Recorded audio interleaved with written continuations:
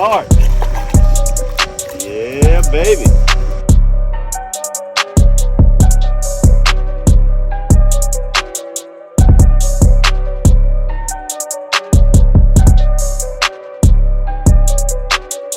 Oh yeah, look at that pretty fish there. Look at that, baby.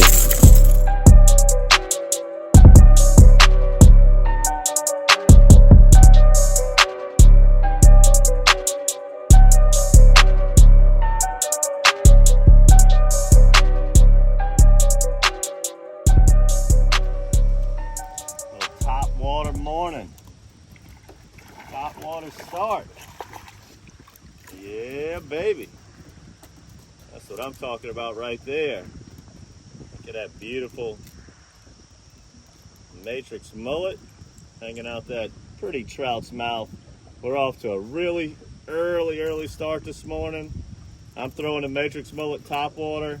Sam's crushing them with the matrix float and the TKO shrimp.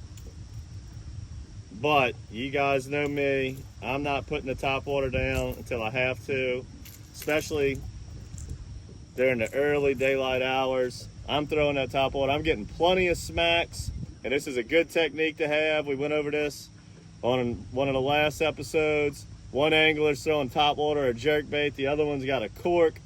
That matrix float, every time I get smacked and they miss it, Sam's coming in behind me with that float, and he's nailing some really nice trout. We're on some beautiful trout this morning. Got a perfect wind. We're fishing the shorelines of Lake Pontchartrain, and I'll tell you why we chose to come this way in a little bit.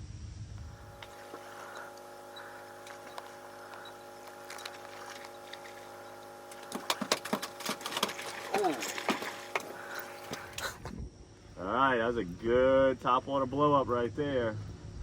Feels like a pretty good fish. Oh yeah, look at that pretty fish there. Look at that, baby. That's it right there. That is the best part about fishing top water. And when I tell you guys, there is no better way to have a chance at catching a trophy trout, especially in that springtime. You fish around the full moon and new moon. Big trout love these big hard baits, and that's the way to go. And like I said, Sam's using that cork to follow up, because you're gonna have a lot of trout come up and miss it. Their whole bodies come out the water, swinging and missing at it, and you put that cork on them, or maybe a jerkbait, that really can help your hookup ratio. But the reason we came out here today, and I wanted to fish a shoreline, or we headed this way, we got a southeast wind, so we're fishing the eastern shorelines of Pontchartrain, and I haven't been over here all year. I know I'm neglecting the bridges. I know we could have went out and done well on the bridges, but the other day I came out just for a little bit with the family. We hit some spots that I like, deep water spots on the eastern end of Pontchartrain, like the main points that come on in off of Pontchartrain into the Wrigley's. We hit that, caught fish there, did well at the hospital wall. We caught a few working the pilings and shoreline, down the shorelines, heading towards the chef. But brought the kids, brought the wife, caught some fish just like this the other day. Knew that was going to be, knew that there was fish on this end of the lake. Fish are migrating into the lake, and that's what happens whenever the fish show up on the bridges in full swing. The bridges get crowded, but the fish will start spreading out across all kinds of other areas in Pontchartrain. And look, there's not a boat in sight right now, and we're getting to catch fish on top water. You can't beat it.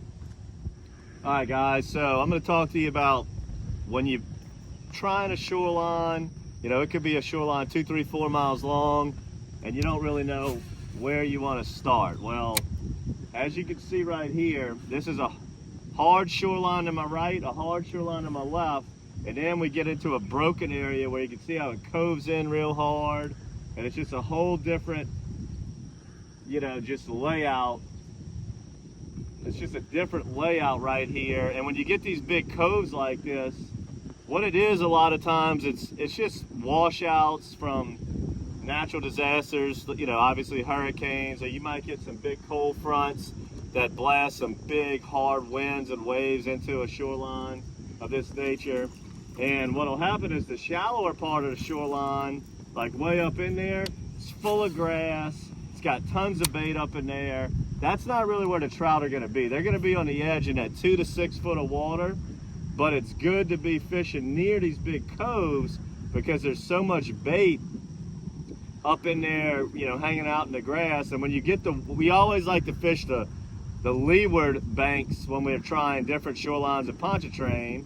So with this being leeward, means you're getting a wind coming across the land there, hitting this big cove, and it's gonna be pushing and moving some small bait fish around. There might be some little shrimp hanging up in that grass, and you just wanna fish the edge of that.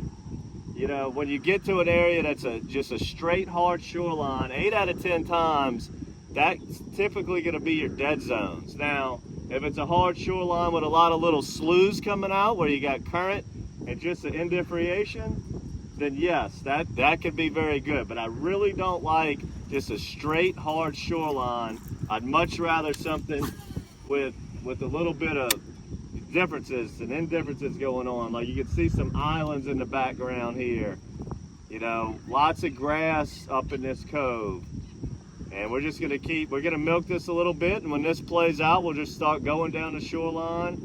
And if an area gets to be, you know, kind of stagnant for 20 or 30 minutes, you could just simply get on the engine and run down a little piece, look at your GPS, and just try to find something different, whether it's a cove, a washout, maybe a hard point, some ditches or bayous coming out, things of that nature. There's no real secret spot. There's no big shoreline in Pontchartrain that we really favor over another. We fish them all. It just depends on which way the wind's blowing, and today it's east and we're on the eastern shoreline. Got a big fish here, guys. I hope it's not a redfish. I think that's a big trout. I think this is a big trout, guys. I think this is a big one. Oh yeah.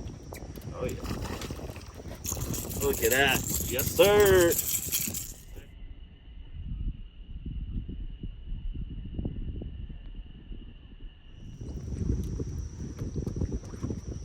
Another pretty trout. Oh, and he goes back in the water. That's all right though. Let me just show you right here real quick. Go ahead and pan with the camera, show this bayou. So now we moved from that cove, and now we got a bayou coming out. Again, I'm still throwing that top water. It's starting to get a little late for the top water, but we got kind of hazy conditions, some low-lying clouds here. And I'm a big fan of whenever it's like low light hours, that's when that top water performs at its best. And I'm just gonna keep on chucking it as long as they're coming up and smacking it. Ski this one on in. Ski this one on in. Come on up here. Hold up, Simba. You don't want that. You don't want that in your mouth, buddy. Be very careful with these trebles. Get a good grip on that fish before you start trying to take it out. And that's the thing with trebles, and that's the thing with speckled trout too, is they hit it so violently. They lunge their entire body at it. So there's no telling just how you're gonna hook this fish.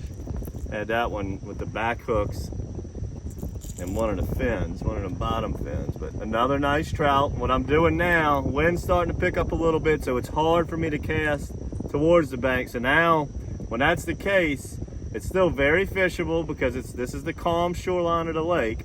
I'll butt the boat up real tight to the bank, and I'll just throw out into no man's land and work it back to the bank. And that's just as effective.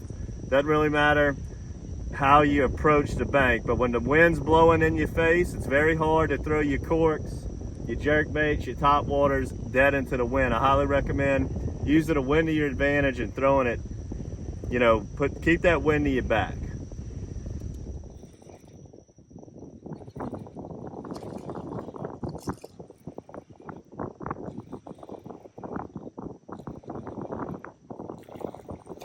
I gotta give me some of this.